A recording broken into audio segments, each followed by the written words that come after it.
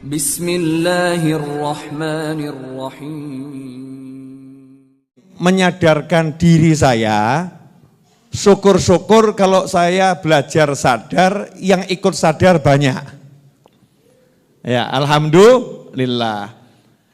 Bahwasanya dalam hidup ini yang terpenting adalah sholat. Yang terpenting adalah sholat. Setelah mengucapkan 2 kalimat syahadat, yang paling penting adalah sholat. Hanya saja dewasa ini saya sedih.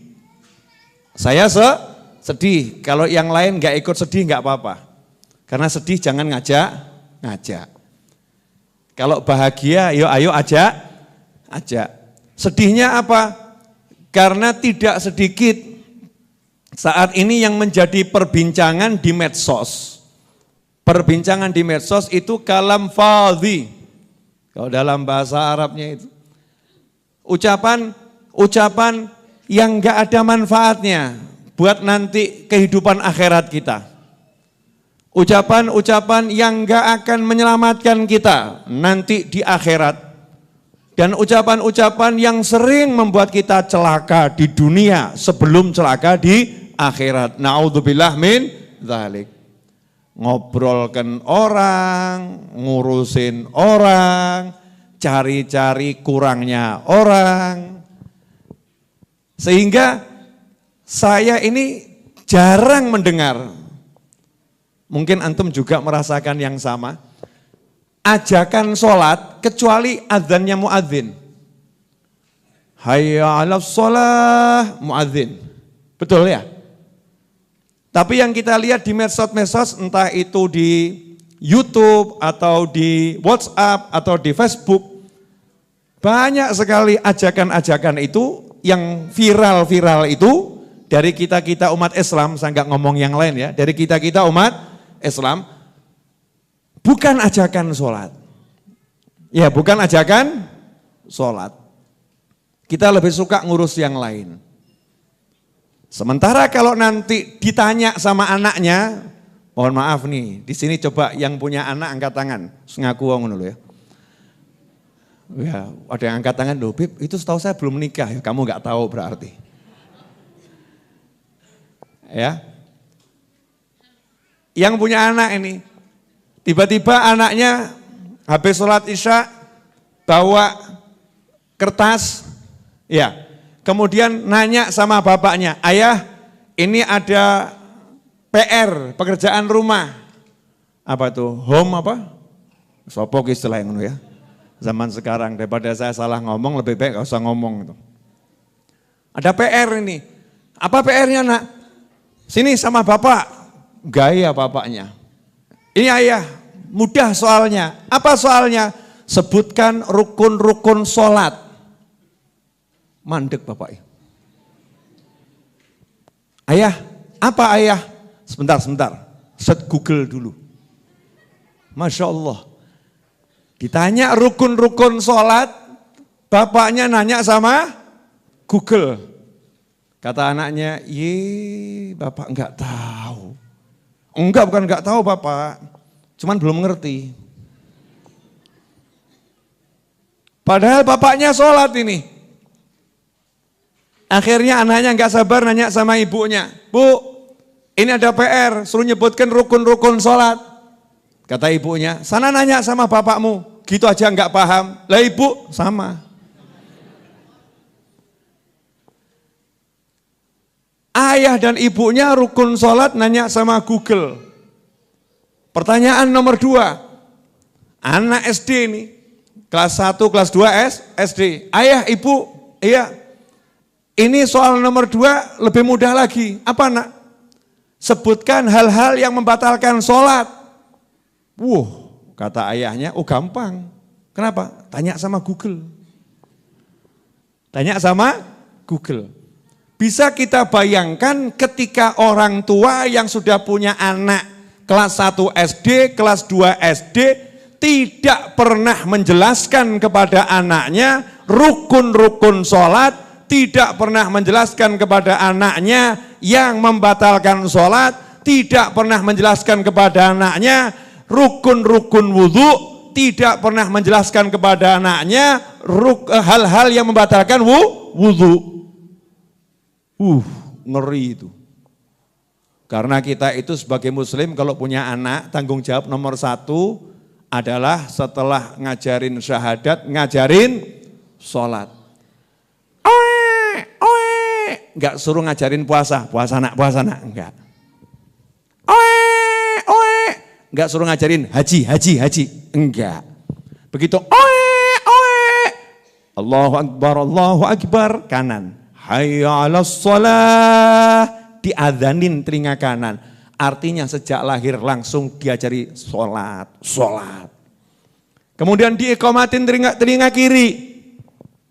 Nih udah masuk waktu sholat, sekarang masuk waktunya mulai sholat. Dengan ikomah, ayo sholat.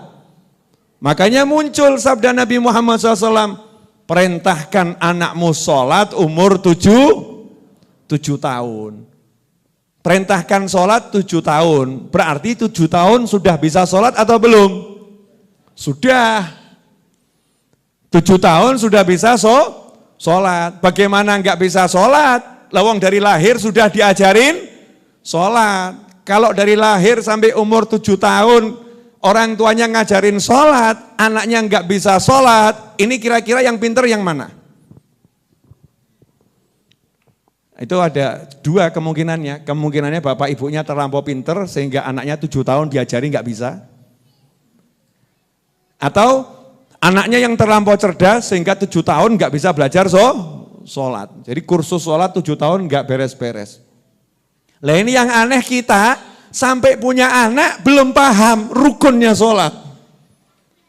Sampai punya anak belum paham yang membatalkan sholat. Berarti sholatnya tidak pernah paham sah atau tidak sah. Berarti sholatnya selama ini enggak pernah paham. Sholatnya ini sesuai dengan aturan atau tidak. Jadi cuman sholat. Cuman enggak tahu ini salah atau tidak. Batal atau tidak. Dampaknya sangat berbahaya. Berbahaya bagaimana? Bahayanya adalah nanti, kita enggak bicara di dunia dulu. Dunia kan cuma sebentar ya. Yang lama di mana kita? Lama dan abadi. Di mana? Akhirat. Dunia kan cuma sebentar, numpang lewat. Dunia itu numpang lewat.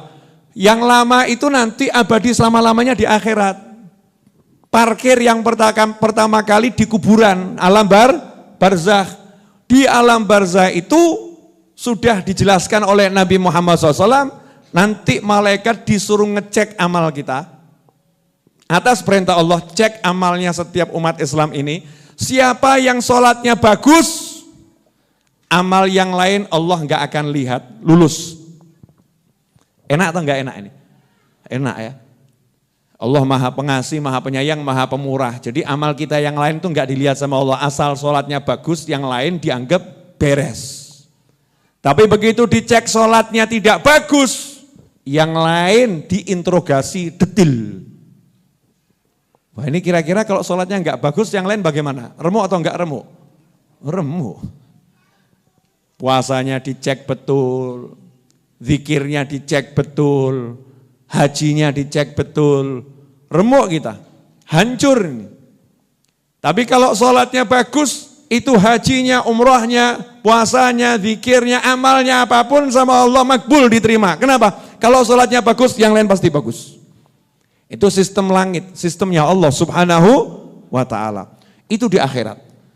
Jadi kalau sholatnya benar, bagus, sesuai, akhiratnya aman. Kalau begitu dalam hidup ini paling penting kita mengamankan apa dulu? Mengamankan sholat kita. Berarti seharusnya ilmu yang paling serius kita pelajari ilmu apa? Ilmu sholat. Ini hidupku, ini matiku, ini suksesku, ini bahagiaku, ini kemenanganku, ini keuntunganku, ini keselamatanku. Hayya 'alal falah.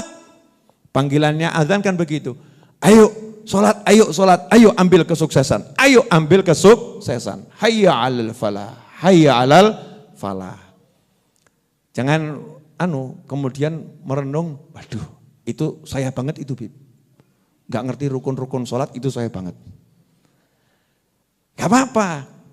Kalau malam hari ini ikut sadar bareng saya, kan saya udah ngomong tadi, saya mau nyadarkan diri saya sendiri. Kalau ikut sadar bareng saya, alhamdulillah. Pulang dari sini nanti kita belajar lagi, apa itu rukun-rukun sholat, apa itu yang membatalkan sholat, apa itu rukun-rukun wudhu, apa itu yang membatalkan wudhu.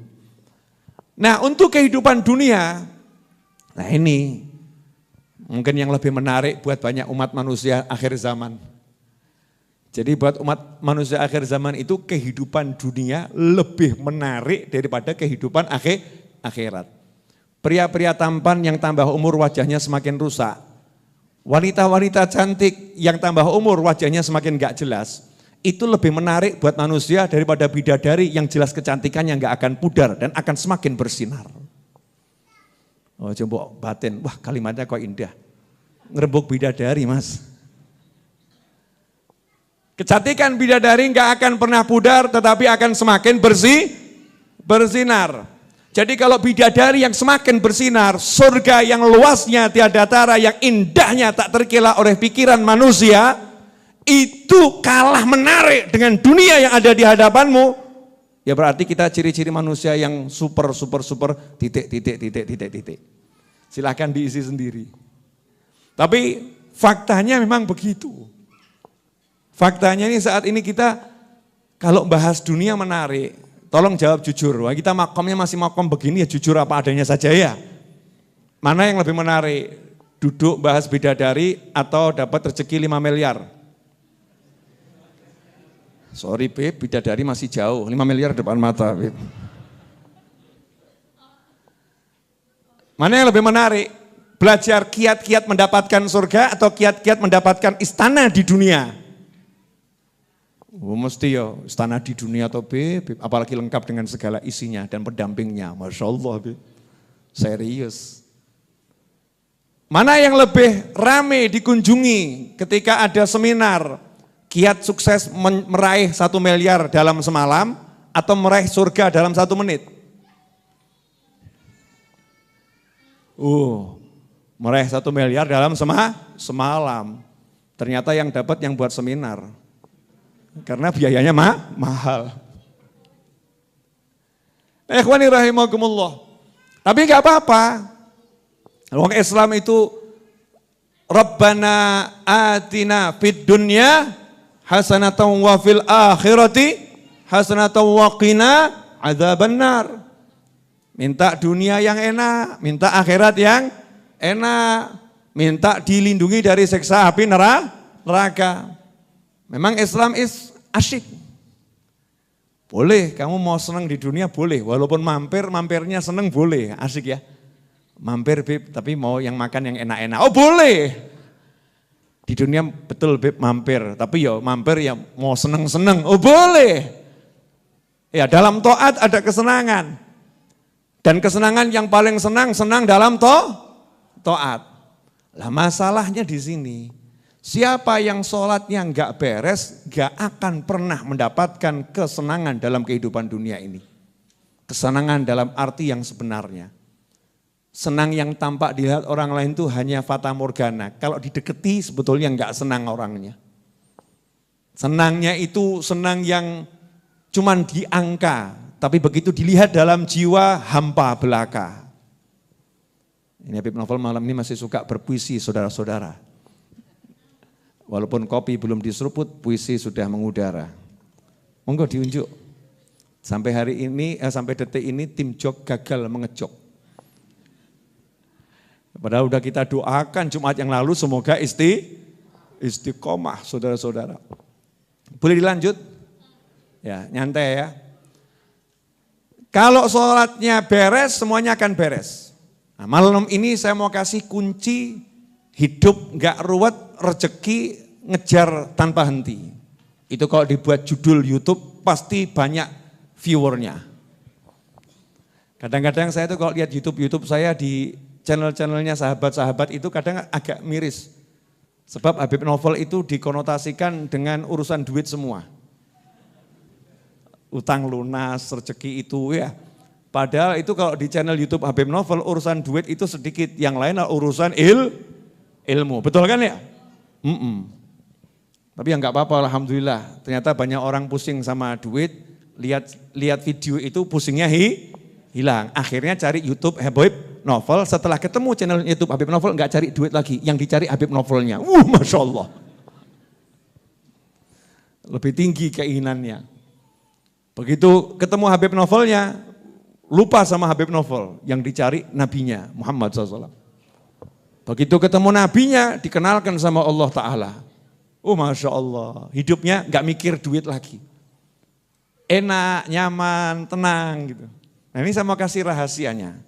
Dalam Al-Quran surat Toha, ya insya Allah, tadi kenapa saya lama keluar, karena saya lagi mempelajari dan mempelajari lagi.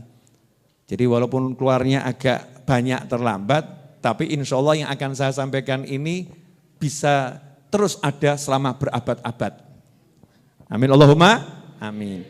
Surat Toha ayat 132 Allah mewahyukan, wa'mur ahlaka bis salati wastabir 'alaiha la nas'aluka rizqa nahnu narzukuk wal 'aqibatu littaqwa. Ingat ya, ini yang ngomong bukan manusia. Ini yang ngomong bukan Rasul utusan Allah.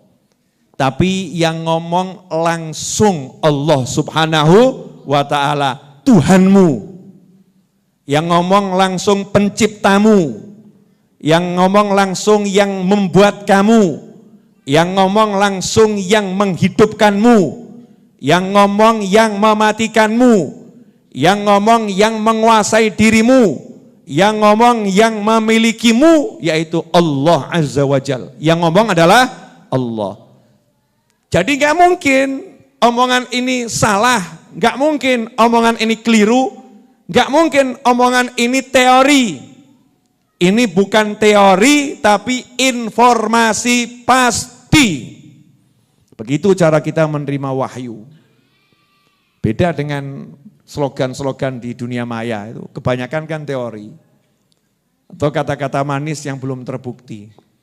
Tapi kalau wahyu ilahi yang Allah turunkan kepada baginda Muhammad SAW untuk kita semua adalah informasi pasti. Dari siapa? Dari Tuhan kita, pencipta kita, yang membuat kita ada dari tiada. Allah Azza wa Jalla. Allah memerintahkan kepada Nabi Muhammad SAW. Ayat ini turun pada baginda Muhammad SAW. Tapi berlaku untuk seluruh umatnya. Rasulullah SAW, alhamdulillah Mas Dayat akhirnya datang saudara-saudara. Begitu ngomong wa'mur ahlaka bisolah, langsung kopi datang. Itulah bukti ya, bukti bahwasannya ayat ini menarik rezeki dengan cepat. Betul. Dari tadi saya ngomong macam-macam gak keluar-keluar. Begitu ngutip ayat ini, Allah bilang, kami gak minta rezeki dari kamu, kami yang beri rezeki kamu, langsung kopinya datang. Bukti apa lagi yang kamu inginkan? Ini kan fakta nyata di Majelis Ar-Raudhah. Nah, boleh monggo diunjuk, sabar, minum kopi dulu. Ngaji itu ya jangan tegang-tegang, santai. Insya Allah nanti bisa manfaat dunia akhirah, amin.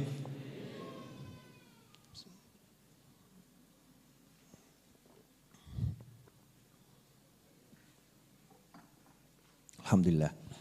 Allahnya bilang, Allahnya berkata kepada Nabi Muhammad SAW. Wa'mur ahlaka bis shalah. Kata Allah kepada Nabi Muhammad SAW, perintahkan keluargamu sholat. Perintahkan keluargamu sholat. Ini perintah Allah kepada Nabi Muhammad SAW untuk memerintahkan keluarganya. Siapa keluarga Nabi Muhammad SAW? Istri-istri Nabi Muhammad SAW. Anak turunan Nabi Muhammad SAW. Ini masuk dalam keluarga Nabi Muhammad SAW. Kemudian siapa lagi? Jami' ummatih. seluruh umatnya yang mengikuti Nabi Muhammad SAW. Itu masuk dalam keluarga besar Nabi Muhammad SAW. Dalilnya Beb, kalau umatnya Rasulullah yang mengikuti Rasulullah, yang cinta pada Rasulullah, yang cinta pada keluarga Rasulullah SAW, itu masuk keluarga Nabi Muhammad SAW. Keluarga dalam arti keluarga ukhrawi, keluarga dini, bukan nasab. Yaitu ketika Rasul bersabda SAW tentang seorang sahabat yang bernama Salman Al-Farisi radhiyallahu anhu, Rasul menyatakan Salman minna ahlal bait. Kama qala SAW. Salman itu, orang Persia itu, minna, dia masuk dalam keluarga kami, ahlul bait. Salman itu bukan keluarga Nabi. Gak ada hubungan asab dengan Nabi Muhammad SAW.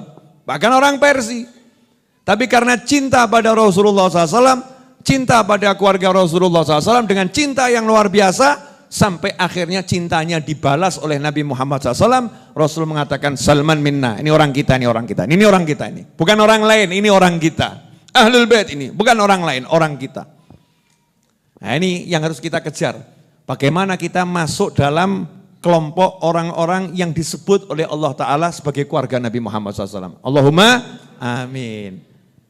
Wa'mur ahlaka bis sholah. Perintahkan keluargamu sholat. Maka Nabi Muhammad SAW selalu berpesan kepada keluarganya. Sholat, sholat. Kalau ada anggota keluarganya yang mengalami kehidupan ini sempit. Ya ada gangguan secara lahiriah dalam kehidupan dunia, maka Rasul mengatakan as-sholah, suruh sholat. Itu perintahnya Allah kepada Nabi Muhammad SAW dan kepada antum semua, kepada saya. Perintahkan keluargamu sholat.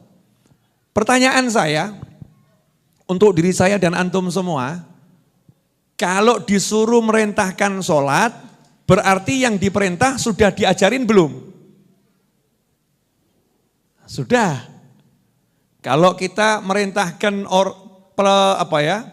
OB di kantor, hidupkan mesin mobil saya.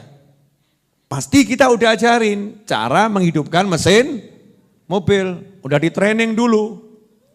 Buatkan kopi ya takarannya sekian. Pasti itu sudah diajarin cara membuat kopinya. Baru diperintah.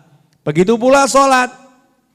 Kalau Allah mengatakan perintahkan keluargamu sholat, berarti sebelum kita perintahkan harus sudah kita ajarin. Ini penting sekali karena kaitannya dengan urusan rezeki lancar, gak ruwet, datang berlimpah ruah dari segala arah. Kalau yang saya sampaikan malam hari ini saya amalkan dan antum amalkan, gak mungkin antum pusing, gak mungkin saya pusing urusan dunia model apapun. Kondisinya apapun, tidak ada kata mumet. Enak atau enggak enak itu? Enak. Caranya bagaimana? Ya mulai kita panggil anak, ayo wudhu yang benar. Tahu enggak ini rukun-rukunnya wudhu? Ya rukunnya wudhu itu ya, kamu tahu enggak ini? Awalnya niat, kapan tuh niat tuh? Waktu basuh wajah tuh, niat. Basuh wajah yang mana basuh wajah? Praktekkan, ayah ngajarin anaknya, suami ngajarin istrinya. Mulai dari wudhu, dari sholat diperhatikan rukuknya bagaimana, i'tidalnya bagaimana. Diterangkan, ini kalau begini batal, begini enggak batal. Terus diperintahkan sholat. Ayo sholat. Istrinya, malam suaminya bangun tahajud, istrinya dibangunin. Dek, sholat yuk, ayo sholat. Ayo sholat, walaupun nanti akan ada, Masya Allah, amukan dari istri. Amukan dari istri, saudara-saudara. Ini pengakuan para suami. Dan sebaliknya ketika istri bangun, perintahkan suami saya sholat. Mas sholat. Ayo mas bangun sholat. Suaminya mengeluarkan hujatan demi hujatan. Ancaman demi ancaman kepada istri yang ngajak sholat. Kan luar biasa ya. Istri ngajak ke surga diancam dengan berbagai ancaman yang mengerikan saudara-saudara. Itu terjadi zaman dahulu dan zaman sekarang. Karena setannya sama. Betul tak betul? Betul tak betul? Nah, makanya ada lanjutannya. Wastabir alaiha. Dan bersabarlah dalam mengerjakan sholat tadi. Bersabarlah dalam mengajak sholat. Bersabarlah dalam khusyuk untuk sholat. Bersabar dalam menerapkan adab-adab sholat. Kenapa? Karena setan sholat itu setan yang paling tinggi pangkatnya. Di samping setan perusak rumah tangga. Itu setan sholat. Berbaris-baris menghalangi, jangan sampai orang ini sholat. Kalau udah sholat jangan sampai sholatnya diterima. Kalau ada diterima jangan sampai pahalanya penuh. Terus setan itu berjuang. Makanya kita bukan dikatakan wasbir alaiha, tapi wastobir alaiha, ada tambahan toknya. Sama-sama artinya sabar tapi beda. Kalau wastobir alaiha ini kamu harus berjuang untuk bisa sabar. Kalau wasbir ya udah terima sabar deh, sabar. Itu namanya sabar. Kalau wastobir alaiha, kamu harus berjuang untuk sabar. Karena ini urusannya urusan sholat.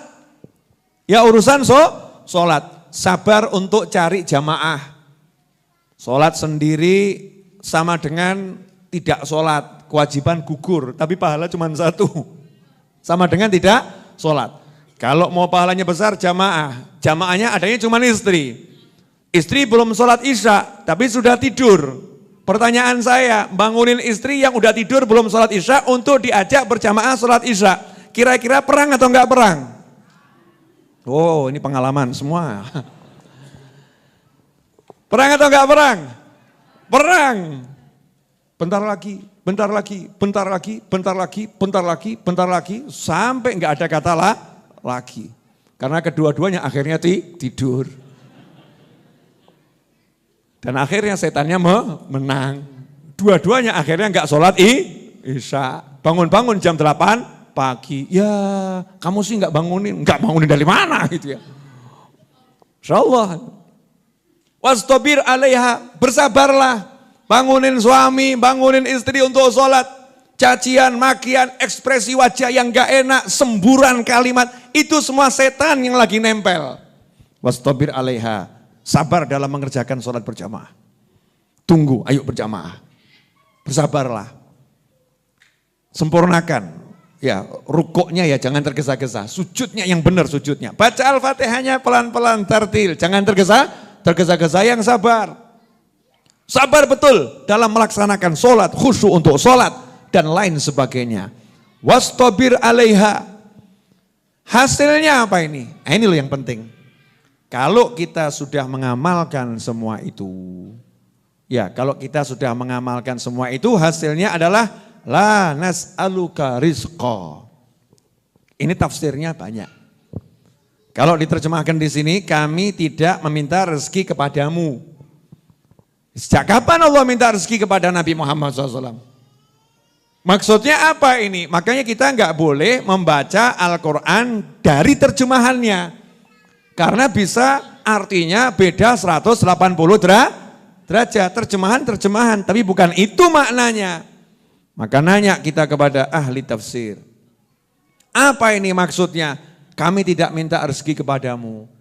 Maksudnya adalah Allah tidak mengharuskan Nabi Muhammad SAW menjamin rezeki orang lain. Enggak. Saya enggak suruh kamu menuhin rezeki-rezekinya orang itu, enggak. Yang saya suruh kamu sholat, ajak keluargamu sholat. Saya perintahkan kamu untuk sholat, saya perintahkan kamu perintahkan keluargamu untuk sholat. Bukan kamu mikirin gimana fulan makan, gimana fulan, bukan itu. Enggak, kenapa? Urusan rezekinya orang-orang sudah jadi jaminanku. Wa ma min dabbatin fil ardi illa 'alallahi rizquha. Rezeki mereka semua sudah aku jamin. Jadi kamu tidak bertanggung jawab terhadap rezekinya siapapun. Ya, ini tafsir yang pertama. Tafsir yang kedua, ayat ini adalah jaminan. La nas'aluka rizqan nahnu narzukuk. Kamu enggak usah pusing karena Allah enggak perintahkan kamu untuk membuat rezekimu. Allah enggak perintahkan kamu untuk menetapkan rezekimu. Allah enggak perintahkan kamu untuk mencari rezekimu, enggak. Yang diperintahkan kamu disuruh sholat dan perintahkan keluargamu sholat. Didik keluargamu sholat. Ajak keluargamu, sholat. Itu yang Allah suruh. Kalau betul-betul ini kita yakini, kita jalankan, janjinya Allah Ta'ala, nahnu narzukuk. Kami yang akan selalu memberi kamu rezeki. Nah ini harus saya ulang-ulang ini. Nahnu narzukuk. Kami, kata Allah, yang akan selalu memberimu rezeki. Kami akan selalu memberimu rezeki. Pertanyaan saya, kalau Allah bilang kami akan selalu memberimu rezeki, berarti yang menerima pernah enggak putus rezeki? Enggak. Kami akan beri rezeki, don't worry about it. Betul Inggrisnya? Ya, ojo odi, ojo ragu, ojo bingung. Ya, jangan resah, jangan gelisah. Urusan rezekimu kami yang akan memberi. Pertanyaan saya, lah kalau Tuhan kita sudah ngomong kami yang akan memberimu rezeki, seharusnya hati kita tentrem atau enggak tentrem? Tentrem atau enggak tentrem? Tenang atau enggak tenang? Lah kenapa selama ini kok hidup kita enggak tenang? Dan tidak tenangnya gara-gara urusan ngaku. Kenapa selama ini hidup kita tidak tenang dan tidak tenangnya mayoritas urusan duit. Gara-gara duit terjadi banyak keributan antar suami istri, orang tua sama anak, kakak sama adik, tetangga satu dengan tetangga yang lain, kelompok masyarakat satu dengan kelompok masyarakat yang lain. Kenapa? Gara-gara DUIT alias uang. Kira-kira uang, rezeki. Gak tenang hatinya. Kalau hatinya tenang, selesai. Rezekinya gak akan putus. Kalau hatinya gak tenang, rezekinya akan ruwet. Kenapa? Karena tidak tenang. Rezeki berarti tidak percaya kepada yang memberi rezeki. Berarti meragukan yang memberi rezeki. Lah kok Allah diragukan, ya marah Allahnya. Kamu kok gak percaya sama saya, kamu ragu sama saya. Wong saya suruh yang mudah kok, saya mau nanya, ya Allah, ya ahlal akal. Hei orang-orang yang punya akal. Saya ngomong sama diri saya sendiri ya. Hei orang-orang yang punya akal. Apakah sholat itu berat untukmu? 5 menit, 4 menit, 3 menit. Apakah berat untukmu? Dijamin kalau yang 5 menit ini kamu sungguh-sungguh, kamu buat yang terbaik, dirimu, anakmu, pasangan hidupmu, keluargamu, kami akan beri engkau rezeki. Gampang tuh ya. Gak usah kakek ruwet kursus cara golek duit akeh. Gak perlu kursus cara kiat sukses jadi orang kaya. Gak perlu kursus metode menjual dengan cepat. Gak perlu kursus pemasaran akhir abad. Gak perlu kursus A sampai Z. Kursus sholat. Ini kok lihat saya gak enak semua, kenapa nih? Karena sudah jarang tuh orang bahas sholat. Betul tak betul? Di khutbah Jumat sering dengar ajakan sholat. Ya, mesti dengar tuh ya muadzin tuh ya. Khotib kan gak akan khutbah sebelum muadzin mengumandangkan adzan. Betul ya? Sebetulnya dengar tapi dari muadzin, dari khotibnya jarang. Karena kadang-kadang khotib mau nyampaikan bab sholat ini jamaahnya kadang ya keterlaluan. Alah, yai, habib, ustad, pelajaran SD kok khutbah Jumat. Khutbah Jumat kok bahas rukun sholat, itu kan pelajaran SD. Kayaknya kita ini gak bisa sholat, Masya Allah. Jamaah kurang ajar ini. Nabi Muhammad SAW itu yang diajarkan yang bahas sholat. Ilmu yang paling tinggi ilmu sholat. Makanya sampai nabinya dibawa ke tempat yang paling tinggi, Sidratul Muntaha, untuk terima sholat. Terima sholat gak boleh di arut tempat yang rendah. Terima sholat itu di tempat yang paling tinggi, Sidratul Muntaha. Taha. Malaikat Jibril nggak boleh ikut-ikut. Kenapa? Nggak level. Nggak level. Ini urusan sholat. Harus langsung Nabi Muhammad SAW dan di tempat yang paling tinggi untuk menunjukkan kemuliaan yang berbicara dan yang diajak bicara. Kok wajah-wajah tegang kenapa? Tenang. Masih ada 10-15 menit lagi selesai insya Allah. Boleh toh? Iya, saya sudah bicara 43 menit. Enggak terasa? Ya keterlaluan enggak terasa. Ini sudah gembrobios, bengak-bengok, teriak-teriak, ya ahlul uqul, gak kerasa. Nah, ikhwani rahimakumullah. Dan tidak cukup nahnu narzukuk. Menariknya Allah enggak cukup ngomong, padahal gitu udah cukup luar biasa ya. Sama Allah masih ditambahi wal aqibatu littaqwa. The happy ending, wal aqibatu itu happy ending. Apa happy ending itu bahasa Indonesianya apa? Saya agak enggak dong bahasa Indonesianya happy ending. Apa? Gaya, Habib gaya. Apa itu? Akhir yang bahagia. Ketahuan. Pemenangnya. Ya. Pada akhirnya pemenangnya adalah orang-orang yang bertakwa. Jadi orang yang mendirikan sholat, ngajak keluarganya sholat, rezekinya beres, kena urusan model apapun, diruwet-ruweti model apapun, diinjak-injak model apapun, enggak usah kebanyakan komentar, sholat, pemenangnya dia. Allah akan balikkan semua keadaan, tiba-tiba dia jadi pemenang. Asyik atau enggak asyik? Asyik. Jadi kalau kamu di kantor didolimi, enggak usah balas dolimi, podo wae. Kalau kamu dicaci maki, jangan balas mencaci maki. Apa bedanya kamu dengan dia?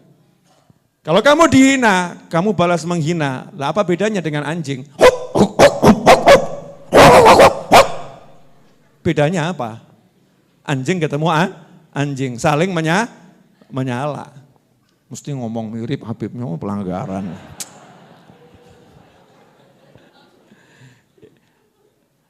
Paham maksud saya enggak ini? Jadi kalau ada yang mencaci kita, memaki kita, menghina kita, memfitnah kita, na'udzubillah min dzalik, istiqomah saja, perbaiki sholat. Allahu Akbar.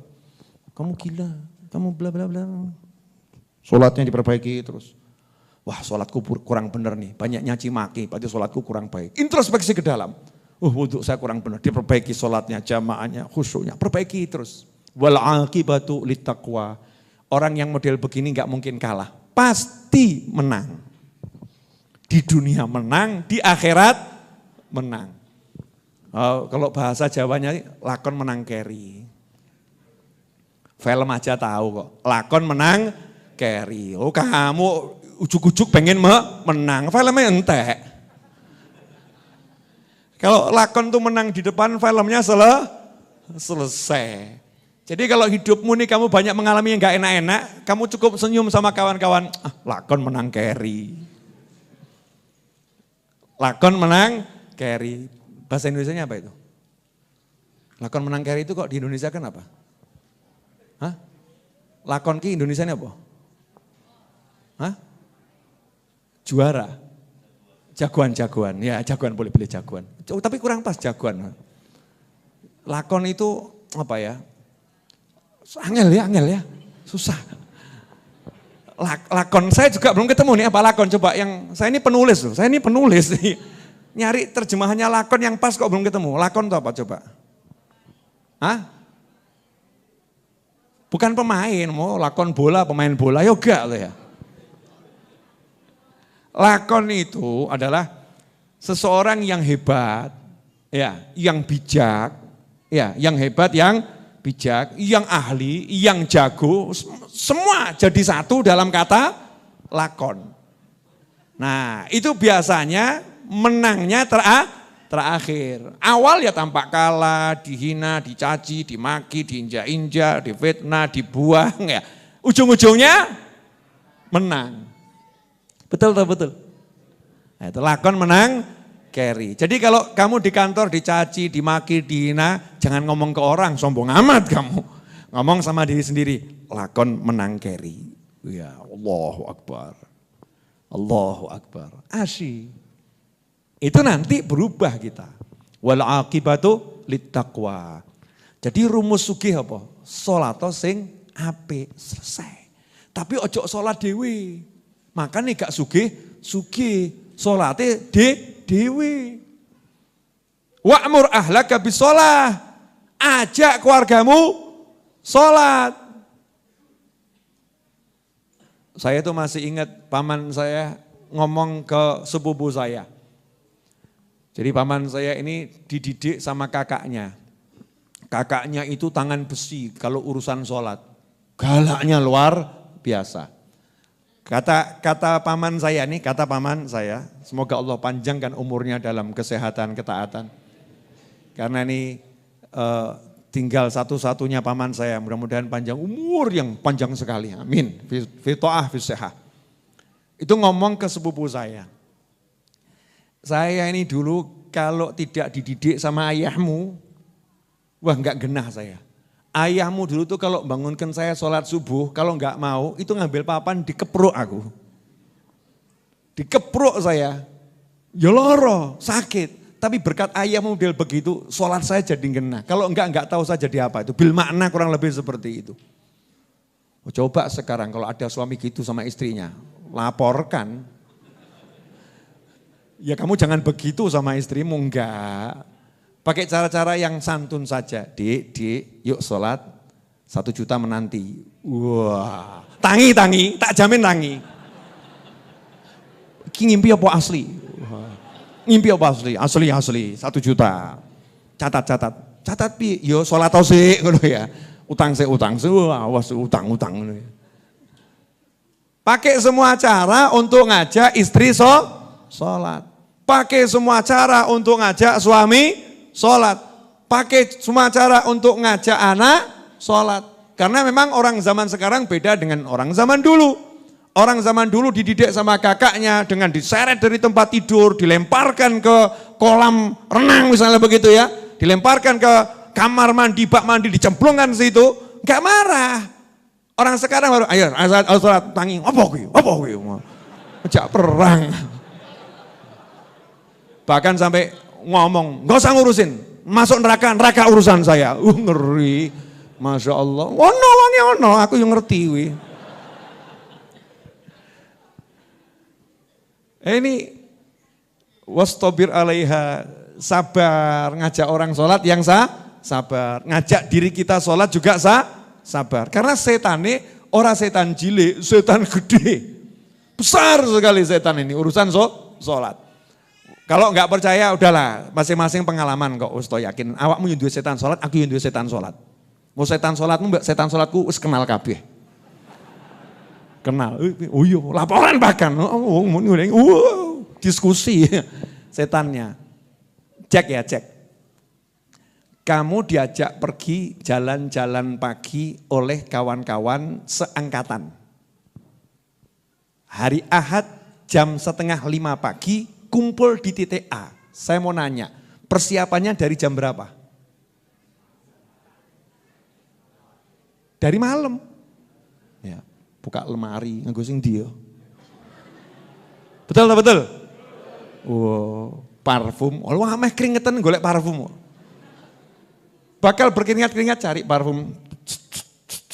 Siapkan. Enggak pernahnya mandi malam kecuali kalau wajib. Jam 2 malam ya, gua adem nekat wadus. Ditanya sama ibunya, kok tumben jam sekian mandi? Oh besok mau ketemuan sama teman-teman 4:30, jalan-jalan pagi. Itu begitu alarm itu bunyi, kring, pus, tangi. Betul? Kenapa? Diewangi setan. Setannya cocok, lanjutkan. Bahkan kalau alarmnya mati, setannya sing gugah. Tangi, melayu esok. Lari pagi, setannya yang bangunkan. Tapi coba kalau judulnya enggak ada janji temu sama kawan-kawan jam 4:30. janji temu sama muadzin sholat subuh jam 4:30. Allahu Akbar, ora krungu. Alarm kring, bribeni. Betul. Sudah digugah, diciprati, melek, ngangkat badannya dari tempat tidur seperti berat tubuhnya 500 ton. Beratnya luar biasa. Betul. Kenapa? Digandoli setan. Sing gak mudeng karepmu lah. Tanya sama Google terjemahan digandoli apa itu. Dipegangin erat sama setan itu. Ada itu, setan itu nyata. Lah karena memang setannya untuk sholat setan besar, makanya kita kalau ngajak anak sholat, pasangan hidup sholat, yo sing sabar. Itu bukan mereka yang nolak, tapi lagi ketempelan setan. Makanya kalau ngomong sama istrimu, tak ajari ya. Aku sadar Ode, kowe jek ketempel setan. Paling lak remuk awakmu. Coba praktekkan ngomong begitu, kalau tidak langsung diajak ke pengadilan. Suami kurang ajar, nyetan-nyetankan istri, salah meneh. Gak apa-apa, tapi melek itu langsung. Langsung melek gitu kan ya. Setelah itu, ora dik maksudnya gak ngono dik gitu ya. Diluruskan lagi, salah ucap tadi itu, keprusut ya. Ikhwani rahimakumullah. Nah, janjinya Allah Ta'ala seperti itu. Sebagai penutup, sebetulnya masih ada 3 hadis yang mau saya sampaikan, mudah-mudahan 7 menit cukup. An Abi Hurairah radhiyallahu anhu anin Nabi sallallahu alaihi wasallam dari sahabat Abu Hurairah radhiyallahu anhu dari Nabi Muhammad SAW bahwasanya Rasulullah bersabda, Innallaha ta'ala yaqulu, sesungguhnya Allah Ta'ala telah berkata, Ya bena Adam, hei anak cucu Adam, hei anak cucu Adam. Kalian masuk enggak ini? Alhamdulillah turunan Nabi lah awakmu. Orang nanggung-nanggung Nabi Adam sisan. Kan luar biasa. Ya bena Adam, hei anak cucu Adam. Tafarragh li ibadati. Kata Allah Ta'ala, tafarragh li ibadati. Habiskan dirimu ini hanya untuk ibadah kepadaku. Maksudnya bukan kemudian sholat terus bukan gitu. Tapi hati ini cita-citanya hanya untuk ibadah. Cita-citanya itu, senangnya ibadah. Kosongkan urusan yang lain. Jangan sampai mikiri duit itu ada dalam hati. Cukup di sini, ojo ning hati. Jangan sampai hati kita urusan dunia duit enggak. Hati sholat, zikir, ngaji, bekti sama orang tua, senyum, nyenengkan orang, nolong orang, ibadah saja. Hanya untuk ibadah pada Allah Ta'ala. Apa kata Allah Ta'ala? Amla sodrok ghinan. Maka aku akan penuhi hatimu dengan rasa kaya, cukup. Hati ini kalau udah kaya kan gak mikir dunia tuh. Orang kaya itu judulnya orang yang gak butuh kok. Nah kalau butuh berarti masih miskin. Ya udah gak butuh. Jalan ke mall tuh ya nyantai aja. Gak seperti kita matanya. Nah itu melarat berarti. Jadi kalau ibu-ibu ikut suami ke mall masih matanya. Nah itu ciri-ciri ibu-ibu masih miskin. Kalau orang kaya, nyantai saja. Lanjut. Orang butuh. Karena sudah kaya. Terus duwe soalnya. Sudah kaya. Kata Allah Ta'ala, kalau kamu jadikan hatimu ini hanya untuk aku, betul kamu kosongkan hanya untuk aku, ibadah kepadaku, aku penuhi hatimu dengan rasa kaya. Wa asuddu faqrok. Dan apa yang menjadi kebutuhanmu akan aku penuhi. Gak sempat kamu butuh. Enak ya, gak sempat butuh loh. Gak akan dibuat butuhin orang. Tapi dibutuhin sama orang. Wa illa taf'al. Tapi kalau kamu tidak lakukan itu, malatu yadaik syughlan. Akan aku jadikan kedua tanganmu ini penuh dengan kesibukan. Maksudnya apa? Uripe ruwet terus. Gak bisa menikmati hidup ruwet terus. Walam asuddu fakrok. Dan kamu tidak akan pernah mendapatkan keinginanmu. Gak dipenuhi sama Allah. Jadi kurang terus. Ya, punya 1 minta 2, punya 2 minta 10, punya 10 minta 100, punya 100 minta 1000. Dapat 1000 merasa sama dengan 1. Karena masih belum cukup. Kalau belum cukup kan dapat berapapun sama dengan 1 kan? Itu ngeri, itu penyakit yang mengerikan. Naudzubillah min dzalik. Rawahu Tirmidzi. Hadis riwayat Tirmidzi. Kemudian dalam hadis yang lain dari Zaid bin Thabit radhiyallahu anhu qala sami'tu Rasulullah SAW yaqul man kanatid dunya hammuh farraqallahu alaihi amrah wa ja'ala faqrahu baina ainihi wa lam ya'tihi minad dunya illa ma kutibalah. Barang siapa yang dunia itu menjadi pusat pikirannya. Jadi hatinya hanya mikirin dunia saja. Besok ini gimana ya caranya dapat duit? Kalau enggak dapat duit ini gimana hidup saya? Pokoknya dunia, enggak mikirin sholat, enggak mikirin orang tuanya, enggak mikirin bagaimana dia didik keluarganya untuk taat pada Allah. Tapi yang dipikirannya dunia, itu saja yang dipikirannya. Tiap detik itu buka handphone, ya bukan untuk ngapa-ngapain. Ternyata kamera kemudian lihat, wah bibirku gimana ya? Dunia, update status, the new bibir. Dunia yang diurusi. Cuman dunia saja.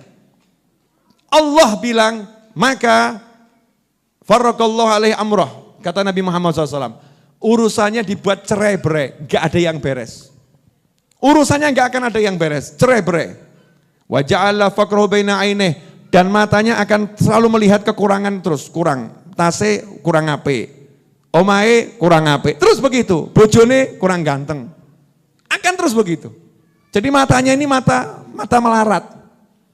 Walaupun dia sugih, matanya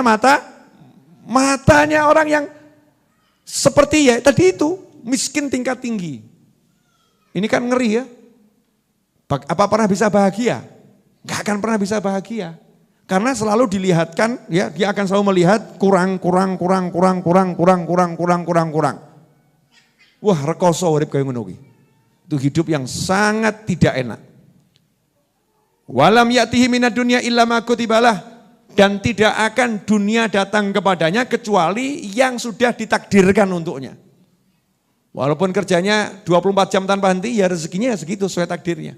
Tidak akan nambah. Tapi, waman kanatil akhirah niyatuh.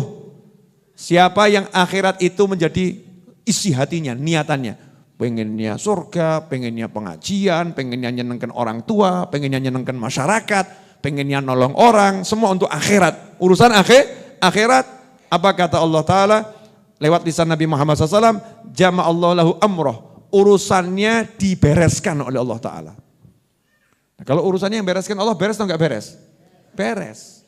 Ada enggak yang bisa porak-porandakan? Gak bisa. Lalu yang bereskan Allah kok. Siapa yang bisa ngelawan Allah? Tidak ada. Kemudian kata Rasulullah SAW, wa ja'ala ghinahu fi qalbih, hatinya dibuat cukup. Asli loh, saya mau nanya gini. Kalau jenengan sarapan telur 1 butir, tapi hati jenengan dibuat 1 butir ini cukup. Sebetulnya kan enggak rekoso ya. Tapi yang buat kita jadi sudah sarapan masih pengen makan siang, udah makan siang pengen makan malam, udah makan malam pengen nyemil, udah nyemil pengen nambah cemilan. Kenapa? Karena hatinya ini dibuat kurang. Betul gitu kan? Tersiksa atau enggak tersiksa itu? Tersiksa. Tapi kalau udah sebetulnya 1 telur cukup, tapi ditambah ya alhamdulillah gitu kan ya. Tapi cukup ini, enggak ada tuntutan. Nanti sarapan apa ya? Iki cukup, udah enak, hatinya enak. Ja'ala Allah menjadikan di hatinya kecukupan yang luar biasa. Wa'adat hudunya wa ya raghimah. Dunia akan mendatangi dia dalam keadaan menghinakan diri. Wong sugih nak marani dhek, ngeki dhuwit ki karo maksa tulung trimonen. Masya Allah. Orang kaya yang mau nolong dia itu, nolongnya orang kayanya sama ngemis. Orang kaya yang ngasihkan duit sama dia, dengan rasa orang kayanya takut kalau ditolak. Jadi dunianya datang menghinakan diri. Gak perlu dia butuhin dunia, tapi dibutuhin sama dunia. Enak atau enggak enak? Enak. Ternyata resepnya apa? Gampang. Gak perlu teori ekonomi, gak perlu teori sukses. Resepnya, toto hatimu, gak butuh dunia. Golek ono, ojo salah lo ya. Jangan kemudian habis pulang dari pengajian kata Habib Novel, gak usah mikirin dunia. Udah di rumah tidur, sholat, ngaji, ngawur kamu. Bukan begitu. Cari, tapi gak ada di hati, paham ya?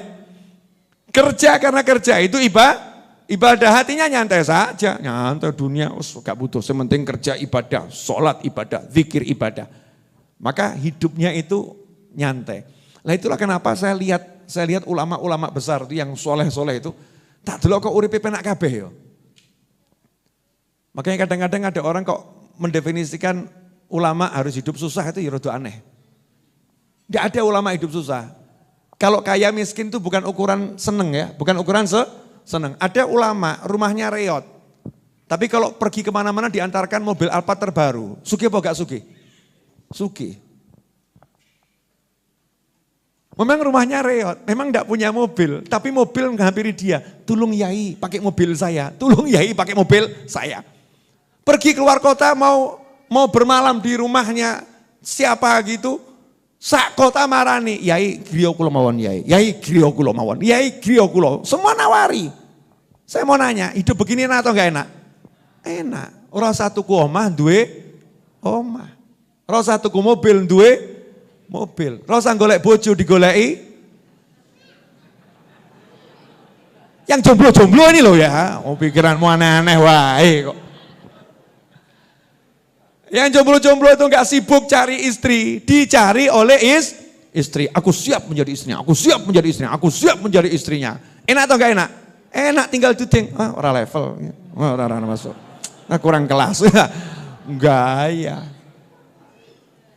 Enggak bisa begitu kenapa? Karena enggak mikir dunia.